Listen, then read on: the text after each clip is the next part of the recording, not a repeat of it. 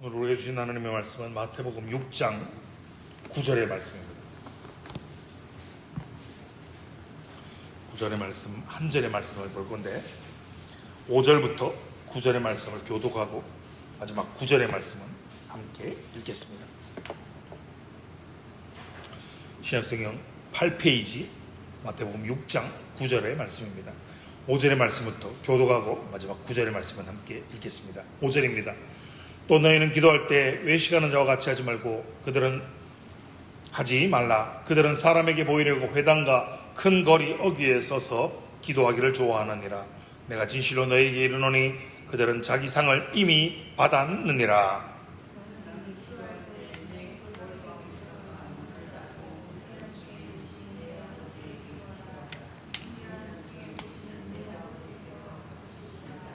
또 기도할 때 이방인들 같이 중언부언하지 말라. 그들은 말을 많이 하여야 들으실 줄 생각하느니라.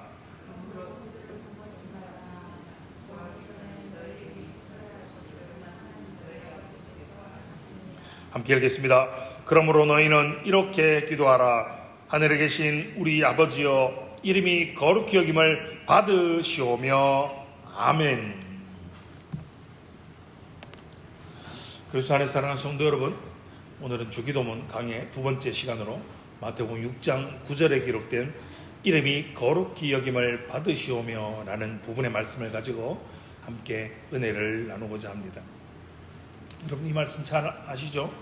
그런데 이 말씀, 이 한 구절은 단순히 그저 기도의 첫 구절, 기도의 한 구절이 아니라 이 한 구절은 우리가 하나님을 어떻게 대해야 하는가, 그리고 그 하나님을 대하는 우리의 삶이 어떠해야 하는지를 깊이 가르쳐주는 거룩한 선언이며 거룩한 고백이라고 할 수 있습니다.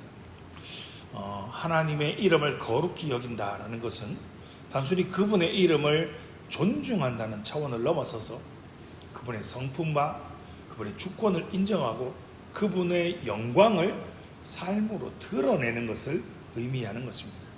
여러분, 하나님은 본질적으로 거룩한 분이십니다. 제가 이런 표현을 종종 쓰지 않습니까? 하나님의 제일 되는 속성은 거룩이다라고 말입니다. 하나님은 본질적으로 거룩 그 자체이신 분입니다. 아버지의 이름이 거룩히 여김을 받으시오며, 우리가 들은 이 강구는 하나님께서 거룩하지 않기 때문에 하나님께서 더 거룩해지기를 바라는 기도가 아니라는 겁니다. 하나님은 스스로 완전하시며 영원히 거룩하신 분이십니다. 우리가 무엇을 한다고 해서 그분이 더 거룩해지거나 그런 분이 아니시라는 겁니다. 완전한, 완벽한 거룩함 그 자체이신 분이십니다. 그러므로 이름이 거룩히 여김을 받으시오며, 이 기도는, 이 간구는 우리가 하나님의 거룩함을 인정하고 우리의 삶을 통해 그분의 이름이 더럽혀지지 않도록 책임있게 살아가겠다라는 결단의 고백인 것입니다. 베드로는 베드로전서 1장 15절과 16절에서 이렇게 선포합니다. 화면을 보시고 함께 읽겠습니다. 시작. 오직 너희를 부르신 거룩한 이처럼 너희도 모든 행실에 거룩한 자가 되라. 기록되었으되 내가 거룩하니 너희도 거룩할지어다 하셨느니라. 아멘. 베드로는 레위기의 말씀을 인용해서 이렇게 선포하고 있습니다.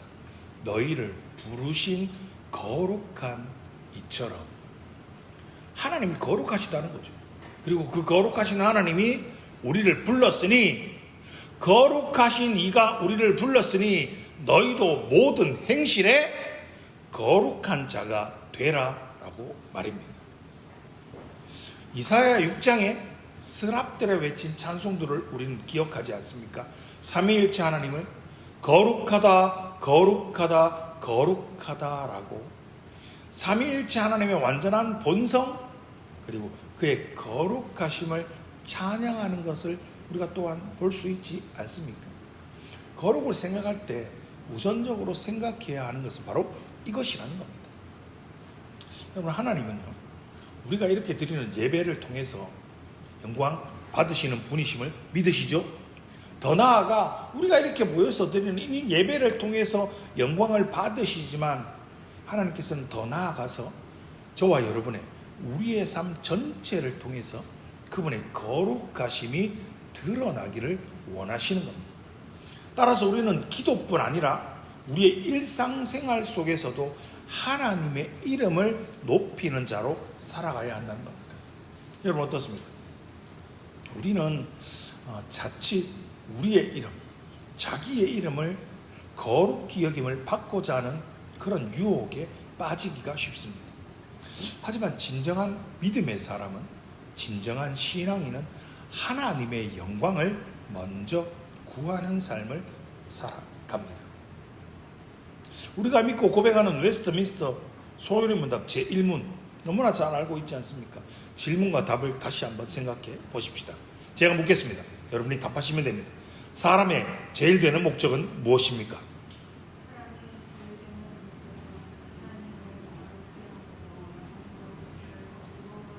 아멘.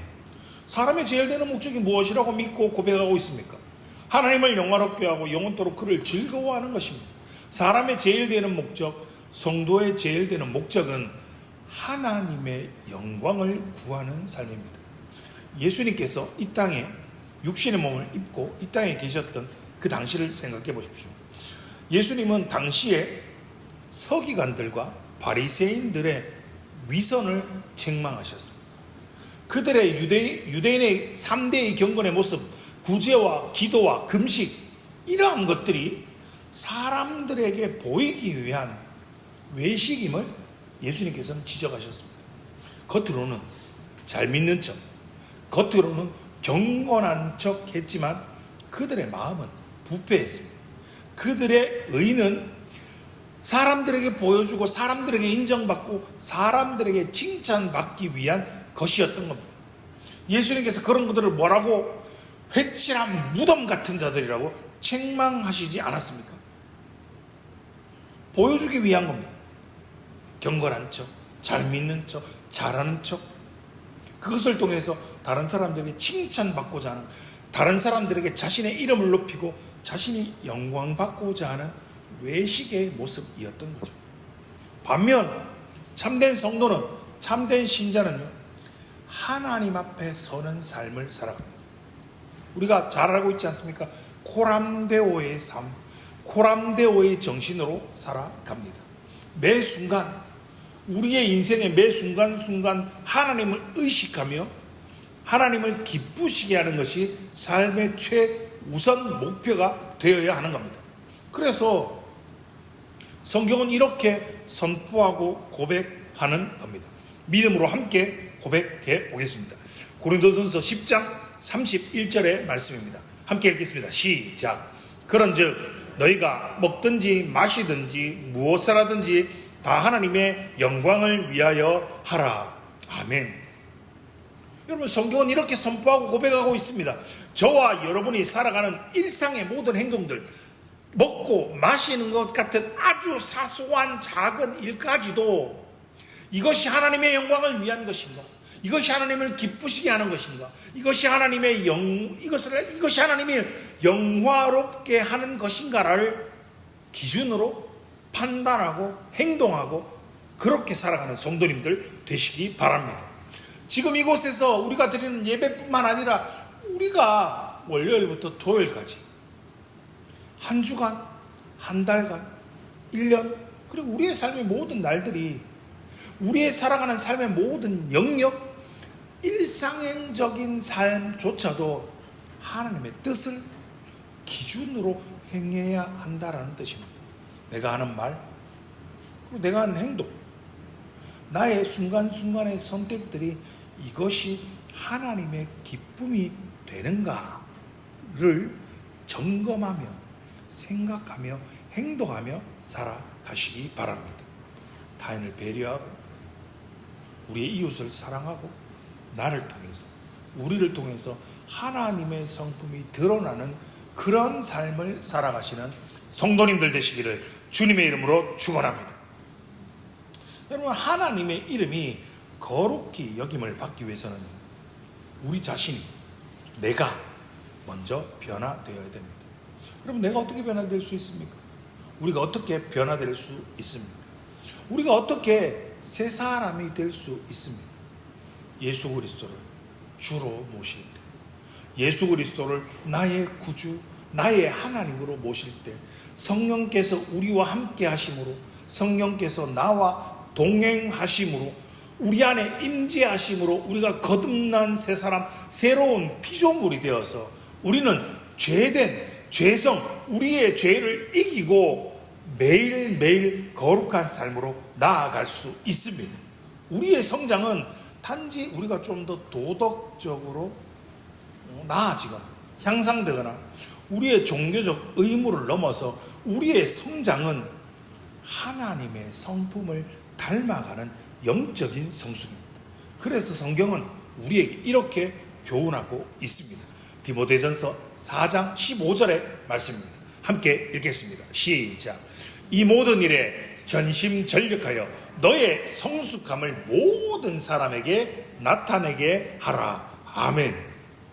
여러분, 우리가 왜 자라가야 합니까? 우리가 왜 성숙해야 합니까? 이 모든 일에 전심전력하여 너의 모든 우리의 성숙함을, 우리의 믿음 자람을 모든 사람에게 보여주라고 말합니다. 왜요? 우리가 그렇게 자람을 통해서 세상은, 믿지 않는 우리의 이웃들은 바로 우리에게서 희망을 봅니다. 우리에게서 빛을 보게 됩니다. 그때 우리는 그들에게 복음을 전할 기회를 얻게 됩니다. 우리가 어떠한 자들입니까? 어둠에서 빛으로 옮겨진 자들이지 않습니까? 이 세상에서 하나님의 자녀로서 빛과 소금된 자들로서 복음의 증인으로 살아가는 자들 아닙니까? 그럼 어떻게 살아가는 것이 빛의 자녀로서, 하나님의 자녀로서 복음의 증인으로 살아가는 것입니다. 얼마 전에요, 저희 집 사람이 일하는 도중에 잘려서 집으로 다시 돌아오는 일이 있었습니다. 그래도 저희 집 사람이 일하는 곳에서 나름 에이스였는데요, 근데 유독 그 집에서 정말 별것 아닌 일로 트집을 잡아서 컴플레인을 걸면서 집사람이 잘렸습니다. 집사람을 잘라서 집에 돌아오는 그런 일도 있었습니다. 구체적으로 자세하게 이야기할 필요까지는 없지만, 여러분, 이 이야기를 왜 하는가 하면, 여러분 기억나실 겁니다. 한때 한국 교회와 성도들에게 정말 대유행을 했던 그리스도는 이 집의 주인이시오라는 문구와 눈밭에서 사진을 찍었는데 그 사진이 예수님의 얼굴이더라라는 그 문구와 사진을 넣은 액자가 한국 교회와 성도들에게 정말 대유행, 대히트를 치던 그런 때가 있지 않았습니까? 집사람이 일하던 그 집에 그게 걸려 있었다. 무슨 말입니까? 예수 믿는 집이었다는 말이죠. 집사람의 말이 이렇습니다. 예수 믿는 사람이 저러면 안 된다 라는 겁니다. 예수 믿는 사람이 저렇게 행동하면 전도가 되겠나? 예수 믿는 사람이 저렇게 살면, 저렇게 행동하면 하나님의 이름이 거룩히 여김을 받는 것이 아니라 오히려 하나님의 이름을 더럽히고 하나님의 영광을 가리우는 일이 되는 것이죠. 저와 여러분이 예수를 믿으면서 교회를 다니고 신앙생활 하면서, 여러분, 우리가 결코 들어서는 안 되는 말, 표현이 있다고 제가 여러 번 반복해서 드리지 않습니까? 네가 예수를 믿어서 너의 삶이 그렇다면 나는 예수를 믿지 않겠다. 네가 교회 다녀서 그렇다면 나는 네가 믿는 예수, 네가 다니는 교회 다니지 않겠다라는 말은, 우리가 인생을 살면서 우리가 적어도 예수를 믿으면서 신앙생활하면서 우리가 결코 들어서는 안 되는 말입니다. 하나님의 이름이 거룩히 여김을 받도록 하는 것이 아니라 오히려 우리의 삶을 통해 하나님의 영광을 가리우고 하나님의 이름을 더럽히고 모욕하는 것입니다.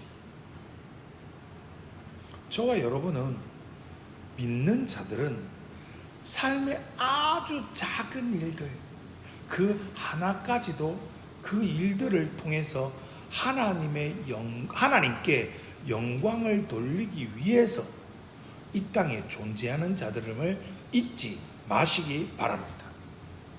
여러분, 그런데 어떻습니까? 우리가 악한 죄된 본성을 가지고 있어서 우리가 이렇게 살아가는 일이 결코 쉬운 일이 아닙니다. 여러분, 우리가 왜 예배에 목숨을 걸어야 합니까? 우리가 왜 하나님의 말씀에 목숨을 걸어야 합니까? 하나님의 말씀만이 하나님의 사람을 온전하게 하며 우리가 죄를 이기고 모든 선한 일을 행할 능력을 우리에게 주기 때문입니다. 디모데후서 3장 16절의 말씀을 함께 읽겠습니다. 시작. 모든 성경은 하나님의 감동으로 된 것으로 교훈과 책망과 바르게 함과 의로 교육하기에 유익하니. 아멘. 우린 능력이 없습니다. 우린 죄를 이기고 우린 선한 일을 하고 우린 하나님께 영광을 돌리고 하나님을 기쁘시게 하는 그런 선한 일을 행할 능력이 없습니다. 그런데 성경은, 하나님의 말씀은 하나님의 감동으로 된 것이기에 우리에게 교훈을 줍니다. 우리를 책망합니다. 우리를 바르게 함과 우리를 교육하기에 유익해서 우리에게 선한 일을 행할 수 있는 능력을 주는 하나님의 말씀이 되기 때문입니다. 하나님의 말씀을 사랑하시기 바랍니다. 예배를 소중히 여기는 그런 참되고 복된 삶을 살아가시기 바랍니다. 여러분, 저와 여러분이 예수를 믿는 가장 주된 이유가 무엇입니까? 천국 가는 거잖아요. 아닙니까? 영생을 얻는 거잖아요. 우리가 살아서 혹은 죽어서 가게 될 천국에서 저와 여러분이 영원토록 끝이 없는 영원토록 해야 하는 것이 무엇인지 알고 계십니까? 알고 계십니까? 그것이 바로 예배입니다. 하나님과 천국에서 영원토록 교제하는 것, 하나님과 함께 많은 성도들과 함께 영원토록 하나님을 찬양하는 것, 우린 천국에서 영원토록 하나님을 예배하는 겁니다. 예배는 그렇기에 성도의 가장 기본적인 사명이며 천국에서도 끊어지지 않고 지속될 유일한 사명임을 우리는 기억해야 합니다. 그렇기에 더욱더 예배를 소중히 여기시는 성도님들이 되시기 바랍니다. 시편 기자의 고백을 다시금 생각해 보십시다. 성경을 한 군데 찾아보겠습니다. 여러분, 시편 1편의 말씀입니다. 함께 찾아보십시다. 구약성경 804페이지입니다. 시편 1편 말씀입니다.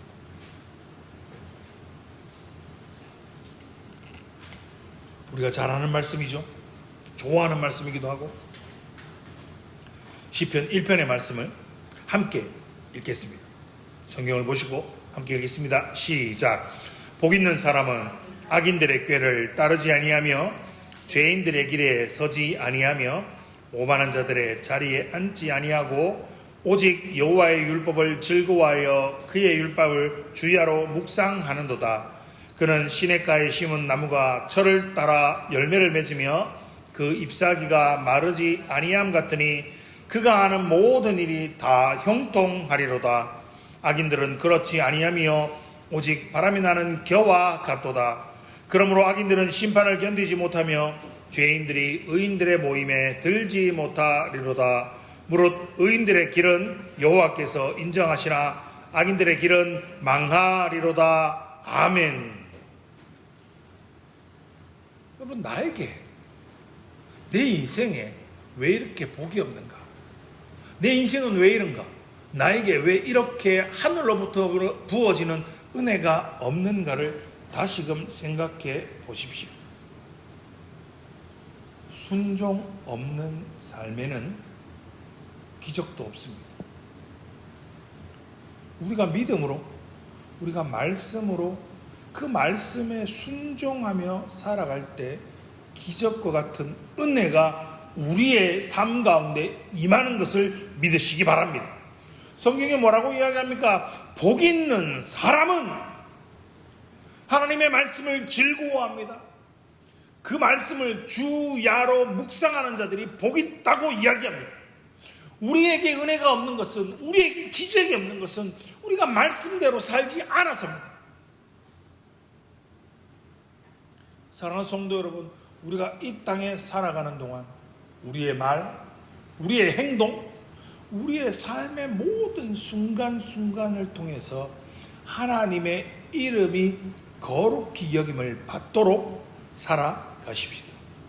하나님을 아는 지식 안에서 성장하며 하나님의 말씀을 사랑하고 그리고 경건을 연습하며 세상의 빛과 소금으로 구별된 삶을 살아감을 통하여서 하나님의 이름이 나를 통해 우리를 통해 높임을 받게 하시기 바랍니다. 그렇게 하나님 앞에서의 삶, 코람데오의 삶을 살아가는 참되고 복된 하늘 영광교회 성도님들 되시기를 주님의 이름으로 축원합니다. 기도하겠습니다.